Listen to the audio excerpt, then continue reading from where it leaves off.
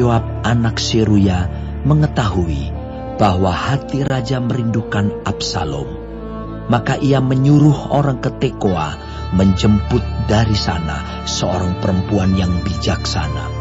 Lalu ia berkata kepada perempuan itu, "Berlakulah pura-pura berkabung, dan pakailah pakaian berkabung. Janganlah berurap dengan minyak, dan berlakulah seperti seorang perempuan yang telah lama berkabung karena seorang mati. Kemudian masuklah menghadap raja, dan berbicaralah kepadanya seperti ini." Lalu Yoab menaruh perkataannya ke dalam mulut perempuan itu.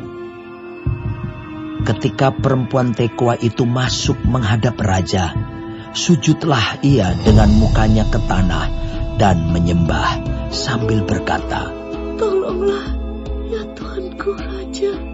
Raja bertanya kepadanya, "Ada apa?" Jawabnya, "Aku ini seorang janda, sebab suamiku sudah mati. Hambamu ini mempunyai 2 orang anak laki-laki. Mereka berkelahi di padang.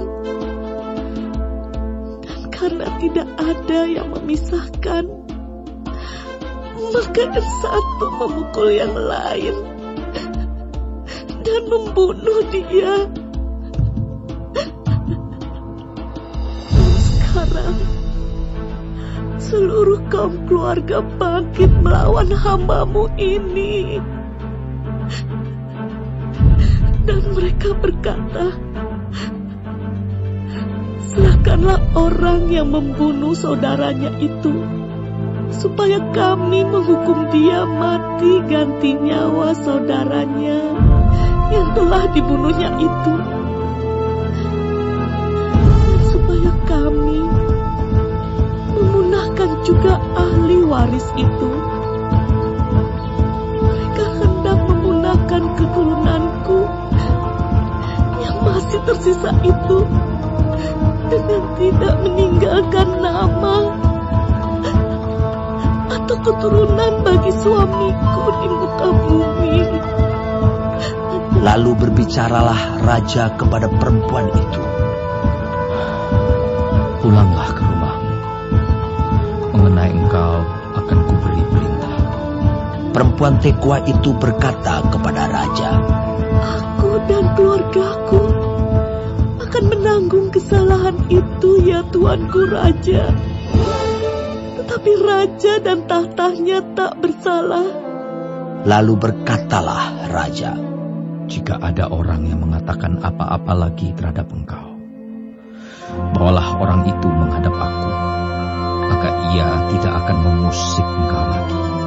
Kata perempuan itu, Kiranya raja ingat kepada Tuhan Allahmu, supaya si penuntut tebusan darah jangan terlalu banyak menimbulkan kemusnahan, dan supaya mereka jangan memunahkan anakku itu." Lalu berkatalah raja, Demi Tuhan yang hidup, sehelai rambut pun dari kepala anakmu itu akan jatuh ke bumi. Kemudian berkatalah perempuan itu, "Izinkanlah hambamu ini berkata sepatah kata lagi kepada Tuanku Raja." Jawabnya, Katakanlah. berkatalah perempuan itu, "Mengapa raja merancang hal yang demikian terhadap umat Allah? Oleh karena Tuanku mengucapkan perkataan ini, maka Tuanku sendirilah yang bersalah dengan tidak mengizinkan pulang orang yang telah dibuangnya. Sebab kita pasti mati. Kita seperti air yang tercurah ke bumi yang tidak terkumpulkan. Tetapi Allah tidak mengambil nyawa orang, melainkan Ia merancang supaya seorang yang terbuang jangan tinggal terbuang daripadanya. Maka sekarang aku datang mengatakan perkataan ini kepada Tuanku Raja, karena orang banyak itu telah menakut-nakuti aku. Sebab itu berpikir hamba-Mu ini, baiklah aku berbicara dahulu dengan raja. Mungkin raja mengabulkan permohonan hambanya ini. Sebab raja akan mendengarkan aku dan akan melepaskan hambanya ini dari tangan orang yang hendak memunahkan aku dan anakku bersama-sama dari milik pusaka Allah. Juga hamba-Mu ini berpikir, perkataan Tuanku Raja tentulah akan menenangkan hati, sebab seperti malaikat Allah, demikianlah Tuanku Raja yang dapat membeda-bedakan apa yang baik dan jahat. Dan Tuhan Allah-Mu kiranya menyertai Tuanku. Lalu raja menjawab, katanya kepada perempuan itu, baiklah, jangan sembunyikan kepadaku apa yang hendak kutanyakan kepadamu. Kata perempuan itu, berkatalah kiranya Tuanku Raja. Kemudian bertanyalah raja, adakah Yoab campur tangan dengan engkau dalam semuanya ini? Perempuan itu menjawab, demi hidupmu Tuanku Raja, tidaklah mungkin untuk menyimpang ke kanan atau ke kiri dari segala yang Tuanku Raja katakan. Sesungguhnya hamba-Mu Yoab yang memerintahkan daku. Dialah yang menaruh ke dalam mulut hamba-Mu segala perkataan ini, dengan maksud untuk mengubah rupa perkara itu. Maka hamba-Mu Yoab melakukan perkara ini. Tetapi Tuanku bijaksana, sama seperti malaikat Allah, sehingga mengetahui semua yang terjadi di bumi. Sesudah itu berkatalah raja kepada Yoab, baik, kukabulkan permohonan ini. Pergilah, bawalah kembali orang muda Absalom itu. Lalu sujudlah Yoab dengan mukanya ke tanah dan menyembah sambil memohon berkat bagi raja.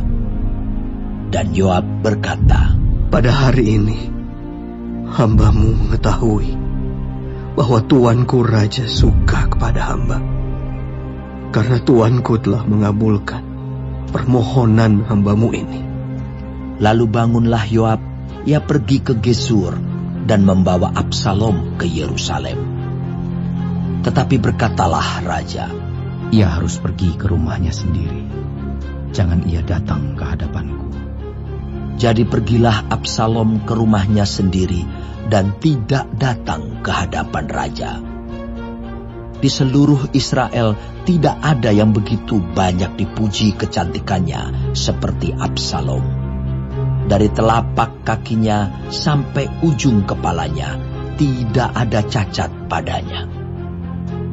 Apabila ia mencukur rambutnya pada akhir tiap-tiap tahun, ia mencukurnya karena menjadi terlalu berat baginya. Maka ditimbangnya rambutnya itu 200 shikal beratnya, menurut batu timbangan raja.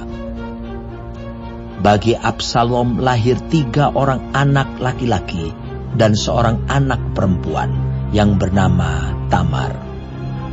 Ia seorang perempuan yang cantik.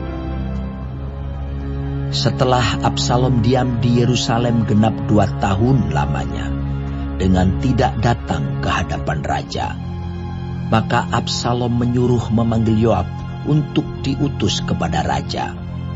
Tetapi ia tidak mau datang kepadanya. Kemudian disuruhnya memanggil dia lagi untuk kedua kalinya, tetapi ia tidak mau datang.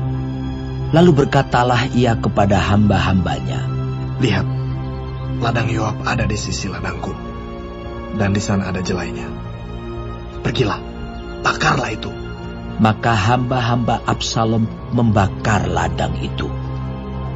Lalu Yoab pergi mendapatkan Absalom ke rumahnya dan bertanya kepadanya, mengapa hamba-hambamu membakar ladang kepunyaanku itu? Jawab Absalom kepada Yoab, ya, aku telah menyuruh orang kepadamu mengatakan, datanglah kemari, supaya aku mengutus engkau kepada raja untuk mengatakan, Apa gunanya aku datang dari Gesur? Lebih baik aku masih tinggal di sana. Maka sekarang, aku mau datang ke hadapan raja. Jika aku bersalah, biarlah ia menghukum aku mati." Kemudian masuklah Yoab menghadap raja dan memberitahukan hal itu kepadanya. Raja memanggil Absalom, dan ia masuk menghadap raja, lalu sujud ke hadapan raja dengan mukanya ke tanah. Lalu raja mencium Absalom.